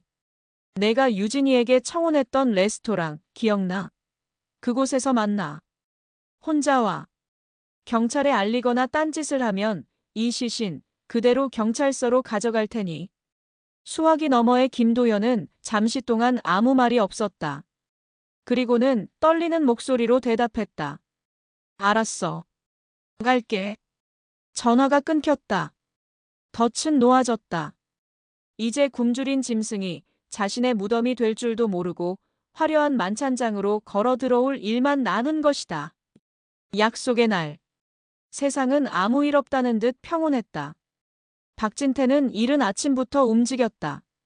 그의 얼굴에는 비장함마저 감돌았다. 오늘 이 길고 길었던 지옥 같은 싸움에 종지부를 찍을 것이다. 그와 민석은 작전 장소인 레스토랑을 미리 찾아가 모든 것을 점검했다. 그곳은 서울 시내가 한눈에 내려다 보이는 최고급 호텔 꼭대기층에 위치한 프렌치 레스토랑이었다. 아이러니하게도 김도현이 유진에게 가장 행복한 순간을 약속했던 바로 그 장소. 오늘 그는 그곳에서 가장 끔찍한 절망을 맛보게 될 것이다. 민석은 경찰 내부에 있는 자신의 후배들과 협력하여 레스토랑 곳곳에 눈에 띄지 않게 형사들을 배치했다. 손님으로 위장한 형사, 웨이터로 변장한 형사. 모든 것이 완벽하게 준비되었다. 레스토랑 전체가 김도현이라는 한 마리의 쥐를 잡기 위한 거대한 덫이 된 셈이었다. 진태와 민석은 레스토랑이 내려다 보이는 옆 건물의 빈 사무실에 작전 본부를 차렸다. 고성능 마이크와 카메라를 통해 레스토랑 내부의 모든 상황을 실시간으로 지켜볼 수 있었다. 유진은 아버지의 집에 경찰의 보호 아래 안전하게 머물러 있었다. 진태는 작전을 시작하기 전 딸에게 전화를 걸었다. 걱정하지 마라. 오늘 모든 게 끝날 거다. 유진은 아무 말 없이 그저 흐느끼기만 했다. 아버지가 자신을 위해 얼마나 위험한 싸움을 벌이고 있는지 그녀는 잘 알고 있었다. 약속 시간이 가까워오자 수환이 먼저 레스토랑에 도착했다. 그녀는 진태가 준비해준 화려한 검은색 원피스를 입고 있었다. 마치 장례식에 참석하는 사람처럼. 그녀는 창가 가장 좋은 자리에 앉아 여유롭게 와인을 주문했다. 그녀의 심장 역시 미친 듯이 뛰고 있었지만 그녀는 완벽한 연기자였다. 저녁 8시 정각. 레스토랑 입구에 김도현이 나타났다. 그의 얼굴은 며칠 사이에 반쪽이 되어 있었고 눈은 편집증 환자처럼 불안하게 주변을 훑고 있었다. 그는 수환을 발견하고 굳은 표정으로 그녀의 맞은편에 앉았다. 진태는 모니터를 통해 그의 얼굴을 뚫어져라 쳐다보았다. 불과 몇 달 전 자신의 딸과 함께 저 자리에 앉아 사랑을 속삭였을 저 악마의 얼굴. 그의 피가 거꾸로 솟는 기분이었다. 시신은 어디 있어? 김도현이 다짜고짜 본론을 꺼냈다. 그의 목소리는 잔뜩 쉬어 있었다. 수아는 우아하게 와인 잔을 들어 한 모금 마신 뒤 씩 웃었다. 성급하긴. 오랜만에 만났는데 식사라도 하면서 천천히 이야기하지. 그녀는 김도현을 약 올리듯 일부러 시간을 끌었다. 그녀는 이 순간을 즐기고 있었다. 자신을 배신하고 버린 남자가 자신의 손바닥 위에서 놀아나는 이 상황을. 두 사람 사이에는 팽팽한 긴장감이 흘렀다. 그들은 서로를 향해 웃고 있었지만 그 눈빛은 서로의 심장을 꿰뚫으려는 듯 날카롭게 번뜩였다. 그들은 세상에서 가장 위험한 마지막 만찬을 즐기고 있었다. 그래서 돈은 준비됐어? 시신부터 확인해야겠어. 내 말을 어떻게 믿어? 못 믿겠으면 지금이라도 경찰서로 갈까? 수환의 협박에 김도현은 이를 갈며 입을 다물었다. 그는 지금 수환이 하자는 대로 끌려갈 수밖에 없는 처지였다. 그는 주머니에서 작은 봉투 하나를 꺼내 테이블 위로 밀었다. 여기 계약금이야. 나머지 돈은 시신을 확인하고 안전하게 처리한 뒤에 주지. 수환은 봉투를 열어보지도 않고 다시 그에게로 밀어냈다. 필요 없어. 오늘 밤 난 돈이 아니라 다른 걸 받으러 왔거든. 무슨 소리야? 수아는 의미심장한 미소를 지으며 시선을 김도현의 등 뒤 레스토랑 입구 쪽으로 향했다. 내가 평생을 갚아도 모자랄 죗값 말이야. 김도현은 무언가 잘못되었음을 직감하고 반사적으로 뒤를 돌아보았다. 그리고 그는 자신의 눈을 의심했다. 레스토랑 입구에 한 남자가 서 있었다. 초췌하지만 형형한 눈빛으로 자신을 꿰뚫어보고 있는 죽은 아내의 아버지. 박진태. 김도현의 얼굴이 새하얗게 질렸다. 아버님? 그 순간이었다. 레스토랑 곳곳에 손님처럼 앉아있던 형사들이 일제히 자리에서 일어나 그를 향해 총구를 겨누었다. 웨이터로 변장했던 형사가 그의 등 뒤에서 소리쳤다. 김도현. 살인 및 사체유기 혐의로 널 체포한다. 넌 변호사를 선임할 수 있으며. 모든 것이 끝났다. 김도현은 자신이 완벽하게 포위되었다는 사실을 깨닫고 멍하니 그 자리에 주저앉았다. 그의 마지막 만찬은 그렇게 허무하게 막을 내리고 있었다. 그는 마치 사냥이 끝난 뒤의 짐승처럼 공허한 눈으로 자신을 향해 천천히 걸어오는 박진태를 바라볼 뿐이었다. 박진태는 천천히, 아주 천천히 김도현을 향해 걸어갔다. 구두굽이 대리석 바닥에 부딪히는 소리가 텅 빈 레스토랑 안에 장송곡처럼 울려 퍼졌다. 레스토랑 안의 모든 사람들은 숨을 죽인 채 두 남자를 지켜보고 있었다. 그것은 단순한 체포 현장이 아니었다. 한 남자가 자신의 모든 것을 앗아간 악마에게 마침내 심판을 내리는 신성한 의식과도 같았다. 진태는 김도현의 바로 앞에 멈춰섰다. 그리고는 아무 말 없이 그를 내려다보았다. 그의 눈빛에는 분노나 슬픔이 담겨 있지 않았다. 그 모든 감정을 넘어선 텅 빈 심연과도 같은 공허함만이 자리하고 있었다. 김도현은 그 눈빛을 마주하자 자신도 모르게 몸을 떨었다. 물리적인 폭력보다 더 무서운 영혼을 꿰뚫는 듯한 압박감. 내 딸에게 왜 그랬나? 아주 나지막이 그러나 레스토랑 안의 모든 사람에게 들릴 만큼 또렷하게 진태가 물었다. 그의 목소리는 감정 없이 메말라 있었다. 김도현은 대답하지 못했다. 아니, 대답할 수 없었다. 그의 머릿속은 새하얗게 비어버린 상태였다. 그는 그저 고개를 숙인 채 어린아이처럼 중얼거렸다. 아닙니다. 제가 안 그랬어요. 저 여자가 다 꾸민 일입니다. 그 비굴한 변명에 진태의 입가에 처음으로 희미한 미소가 떠올랐다. 경멸과 조소가 뒤섞인 끔찍한 미소였다. 아직도 내가 빠져나갈 구멍이 있다고 생각하나? 진태는 품 안에서 작은 녹음기를 꺼내 테이블 위에 올려놓았다. 그리고 재생 버튼을 눌렀다. 레스토랑 전체에 김도현과 수환이 나눈 추악한 대화들이 울려 퍼지기 시작했다. 시체 바꿔치기 하자고 먼저 꼬드긴 게 누군데? 그년만 없어지면 모든 게 다 내 건데. 자신들의 목소리로 자신들의 죄를 증명하는 끔찍한 소리. 김도현의 얼굴이 절망으로 일그러졌다. 그는 비명을 지르며 자신의 귀를 막았다. 꺼. 당장 꺼. 저건 사실이 아니야. 그때 수환이 자리에서 일어나 와인 잔에 남아있던 붉은 와인을 그의 얼굴에 끼얹었다. 붉은 와인이 마치 피처럼 그의 얼굴을 타고 흘러내렸다. 이제 그만 인정하지, 이 개자식아. 내 연극은 이제 끝났어. 모든 것이 명백해졌다. 김도현은 더 이상 발버둥 칠 수 없었다. 그는 고개를 떨군 채 무너져 내렸다. 그 순간 진태의 등 뒤에서 그가 평생을 그리워했던 목소리가 들려왔다. 김도현 씨. 김도현은 화들짝 놀라 고개를 들었다. 레스토랑 입구에 유진이 서 있었다. 경찰의 보호를 받으며 아버지가 마련한 이 마지막 심판의 자리를 지켜보기 위해 온 것이다. 그녀는 더 이상 공포에 떠는 피해자가 아니었다. 창백하지만 그 누구보다도 강인한 눈빛으로 자신을 죽이려 했던 남자를 똑바로 응시하고 있었다. 유진을 본 김도현의 눈이 공포와 경악으로 극도까지 커졌다. 그는 유령이라도 본 사람처럼 의자 뒤로 넘어가며 버둥거렸다. 오지 마. 철이가. 넌 죽었잖아. 유진은 천천히 그에게로 다가갔다. 그리고는 그의 눈앞에 멈춰서서 차갑게 말했다. 그래요. 당신이 알던 박유진은 죽었어요. 당신이 죽인 거예요. 하지만 난 다시 살아났어요. 당신을 심판하기 위해서. 그 말이 김도현의 마지막 남은 이성의 끈을 끊어버렸다. 그는 갑자기 야수처럼 포효하며 유진에게 달려들려 했다. 내가 죽여버릴 거야. 그때 제대로 죽였어야 했는데.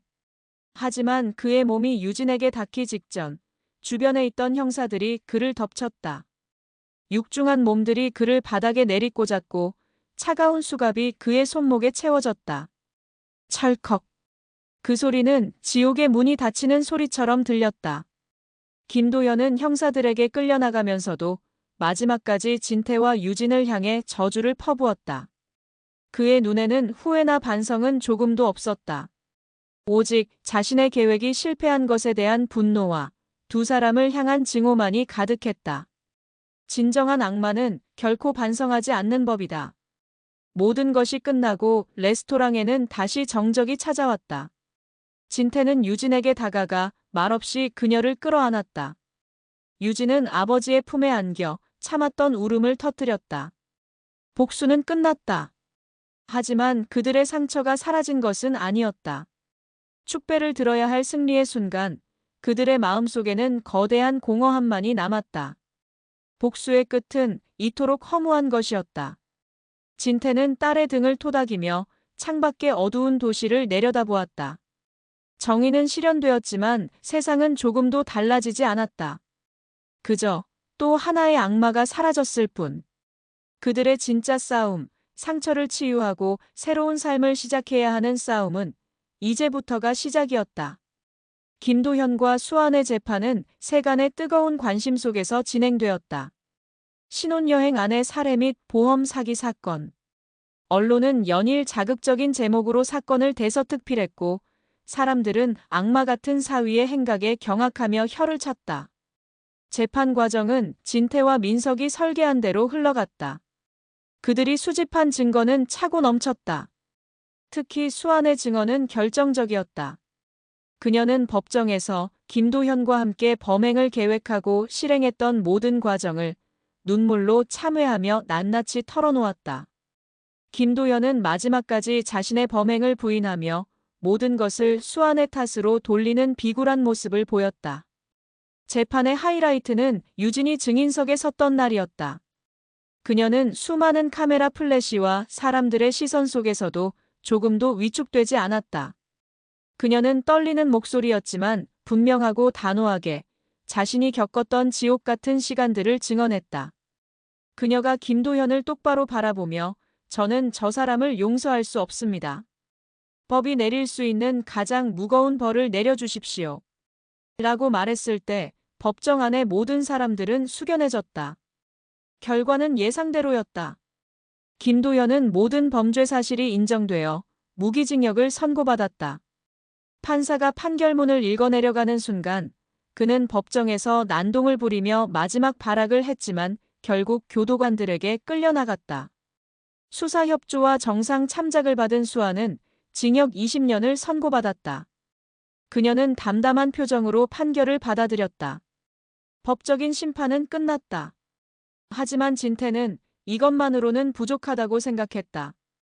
아직 이 사건에는 이름조차 제대로 불리지 못한 또 한 명의 희생자가 남아 있었다. 바로 유진이 대신 차가운 제가 되어야 했던 일본 여성 다나카 유미.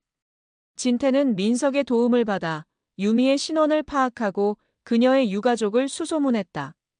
그녀는 일본의 한 가난한 시골 마을 출신으로 병든 부모님과 어린 동생들을 위해 홀로 일본에 와 돈을 벌고 있었다고 했다. 그녀의 가족들은 그녀가 공장에서 일하다가 갑자기 연락이 끊겼다고만 알고 있었다. 딸이 겪었을 끔찍한 진실에 대해서는 아무것도 알지 못했다. 진태는 결심했다. 그들을 찾아가 모든 사실을 알리고 사죄해야겠다고. 그리고 김도현이 유진의 목숨값으로 타내려 했던 그 더러운 피 묻은 보험금을 그들에게 전달해야겠다고. 유진은 처음에는 망설였다. 그 끔찍한 기억의 장소, 일본으로 다시 돌아갈 용기가 나지 않았다. 하지만 아버지의 진심 어린 설득에 그녀는 용기를 내기로 했다. 이것은 자신을 대신해 죽어간 한 영혼에 대한 살아남은 자의 최소한의 도리였다. 아버지와 딸은 함께 일본으로 향했다. 그들은 수소문 끝에 산골 깊숙한 곳에 위치한 유미의 집을 찾아갈 수 있었다. 낡고 허름한 목조주택. 유미의 늙은 부모님은 갑작스럽게 찾아온 이방인들을 경계의 눈빛으로 바라보았다. 진태는 통역을 통해 힘들게 입을 열었다. 그는 자신이 누구인지 그리고 그들의 딸 유미가 어떻게 죽음을 맞이했는지를 최대한 담담하게 설명했다. 모든 진실을 알게 된 유미의 부모님은 그 자리에 주저앉아 땅을 치며 통곡했다. 딸이 그저 실종된 것이 아니라 끔찍한 범죄의 희생양이 되었다는 사실을 그들은 받아들일 수 없었다. 진태와 유진은 그들의 앞에서 깊이 무릎을 꿇고 머리를 조아렸다. 죄송합니다. 정말 죄송합니다.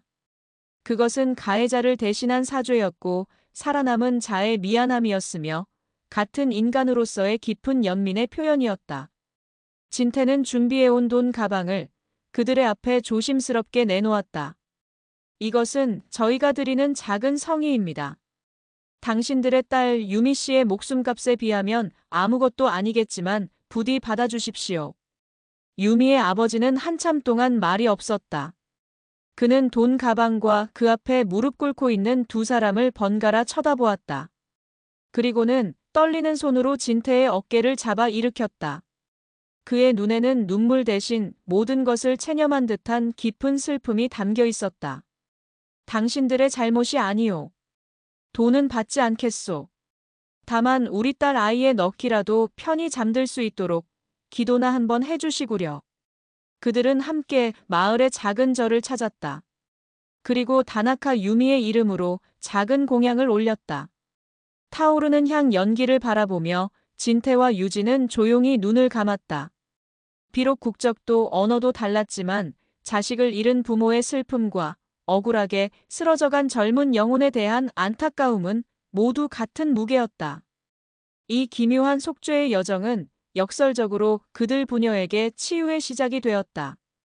다른 사람의 아픔을 보듬어 줌으로써 비로소 자신들의 상처를 직시할 용기를 얻게 된 것이다. 일본에서 돌아오는 비행기 안에서 유진은 처음으로 아버지에게 말했다. 아빠, 나 이제 괜찮아질 것 같아. 잿더미 속에서도 아주 작고 연약한 희망의 꽃 한 송이가 마침내 피어나고 있었다. 몇 해의 시간이 흘렀다. 박진태와 유진은 서울의 잿빛 도시를 떠났다. 그곳의 모든 거리, 모든 공기에는 지워지지 않는 악몽의 흔적이 배어 있었다. 그들은 모든 것을 정리하고 강원도의 깊은 산골 마을로 들어왔다. 사계절의 색이 파노라마처럼 펼쳐지고 밤이면 머리 위로 별들이 강물처럼 쏟아지는 세상의 소음으로부터 멀리 떨어진 곳이었다. 그들은 산 중턱에 작은 목조 주택을 짓고 새로운 터전을 꾸렸다. 진태는 더 이상 낡은 가죽 점퍼를 입은 형사가 아니었다. 그는 밀진 모자를 쓴 농부가 되었다. 그는 집 앞에 작은 텃밭을 일구기 시작했다. 딱딱하게 굳은 땅을 갈고 돌멩이를 골라내고 정성껏 거름을 주었다. 그리고 그곳에 상추와 토마토, 고추와 같은 작은 생명의 씨앗들을 심었다. 매일 아침 그는 흙을 만지며 땅과 대화했다. 밤새 내린 이슬을 머금고 돋아나는 작은 싹을 보며 그는 잊고 있던 생명의 경이로움을 다시금 느꼈다. 그의 거칠어진 손은 더 이상 차가운 권총을 잡는 대신 따뜻한 흙과 여린 생명을 어루만지고 있었다. 분노로 들끓던 그의 심장은 자연의 거대한 순리 속에서 서서히 평온을 되찾아가고 있었다. 유진의 시간은 아버지의 시간보다 조금 더 더디고 힘들게 흘러갔다. 그녀는 돌아온 직후 한동안 깊은 외상 후 스트레스 장애에 시달렸다. 밤마다 악몽을 꾸었고 낯선 사람을 보면 극도의 불안 증세를 보였다. 그녀는 웃음을 잃었고 세상과 자신을 단절시켰다. 진태는 그런 딸을 묵묵히 지켜봐 주었다. 그는 딸을 재촉하거나 섣부른 위로를 건네지 않았다.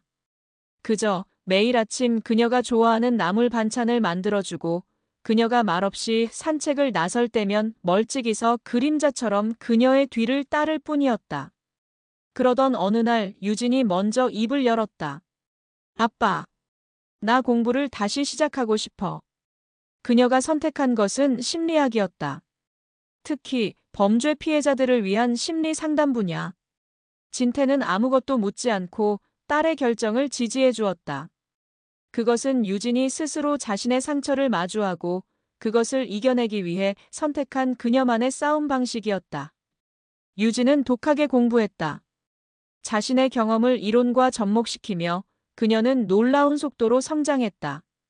그녀의 논문은 학계의 주목을 받았고 마침내 그녀는 범죄 피해자 심리 상담사 자격증을 취득했다. 그녀는 더 이상 어둠 속에 숨지 않았다. 자신의 가장 깊은 상처를 오히려 세상에서 가장 밝은 빛으로 바꾸어 자신과 같은 아픔을 겪는 사람들을 비추기 시작했다. 그녀는 작은 상담센터를 열었다. 처음에는 아무도 그녀를 찾아오지 않았지만 진심은 통하는 법이었다. 그녀의 상담은 책에서 배운 지식만으로 하는 상담이 아니었다. 지옥의 가장 밑바닥까지 떨어져 본 사람만이 건넬 수 있는 영혼의 언어로 하는 위로였다. 그녀는 피해자들의 손을 잡고 함께 울어주었고 그들의 이야기를 밤새 들어주었다. 그녀는 그들에게 섣부른 희망을 말하는 대신 이렇게 말했다. 괜찮지 않아도 괜찮아요. 잊으려 애쓰지 마세요. 그 상처는 당신이 얼마나 치열하게 살아남았는지를 증명하는 훈장이에요. 우리는 그 훈장을 가슴에 품고 그저 오늘 하루를 더 살아내는 거예요. 그렇게 함께 그녀의 진심 어린 위로에 수많은 상처받은 영혼들이 다시 일어설 용기를 얻었다. 그녀는 더 이상 비극의 주인공이 아니었다. 절망의 한가운데 서 있는 사람들에게 가장 따뜻한 등대가 되어주는 치유자였다. 어느덧 해가 저물어가는 저녁. 진태는 텃밭에서 갓 딴 상추를 씻고 있었고 유진은 상담을 마치고 집으로 돌아왔다. 두 사람은 집 앞의 작은 툇마루에 나란히 앉아 붉게 물들어가는 저녁 노을을 바라보았다. 멀리서 이름 모를 산새 소리가 들려왔다. 평화. 그들이 그토록 갈망했던, 그러나 다시는 찾을 수 없을 것이라 생각했던 단어. 오늘 17살짜리 아이가 왔었어, 아빠. 유진이 조용히 입을 열었다. 끔찍한 일을 겪고 세상을 다 잃은 것 같은 얼굴을 하고 있었지. 꼭 몇 해 전에 나를 보는 것 같아서 마음이 아팠어. 진태는 말없이 딸의 어깨를 감싸 안았다. 그런데 그 아이의 이야기를 들어주고 내 이야기를 조금 해주니까 아이 얼굴에 아주 희미하게 미소가 번지는 거야. 살아줘서 고맙다고. 나도 용기를 내보겠다고. 유진의 목소리가 가늘게 떨렸다. 그 순간 깨달았어. 내가 왜 살아 돌아와야만 했는지. 그녀는 고개를 돌려 아버지를 바라보았다. 그녀의 눈에는 더 이상 그늘이 없었다. 깊고 맑고 단단한 빛이 가득했다. 아빠가 아니었다면 지금의 나는 없었을 거야. 나를 포기하지 않아줘서 고마워, 아빠. 진태는 딸의 눈을 마주보며 부드럽게 웃었다. 그의 얼굴에 패인 깊은 주름이 그가 겪어온 세월의 무게를 말해주고 있었다. 아니다, 유진아. 내가 살아 돌아와 준 것이 아빠에게는 가장 큰 선물이었고 또 가장 위대한 복수였다. 그렇다. 진정한 복수는 나를 파괴한 자를 함께 파괴하는 것이 아니었다.